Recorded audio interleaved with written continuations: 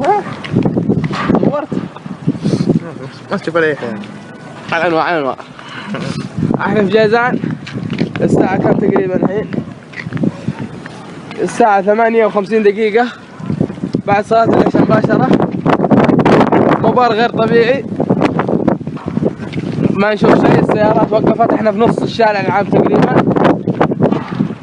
سبحان الله، احنا ما احنا قادرين نتنفس من التراب، غبار غير طبيعي. الحمد لله على كل حال، هذا من فضل الله، وان شاء الله يجعلها بعد خير، وان شاء الله يكون بعدها مطر باذن الله. السلام عليكم ورحمة الله.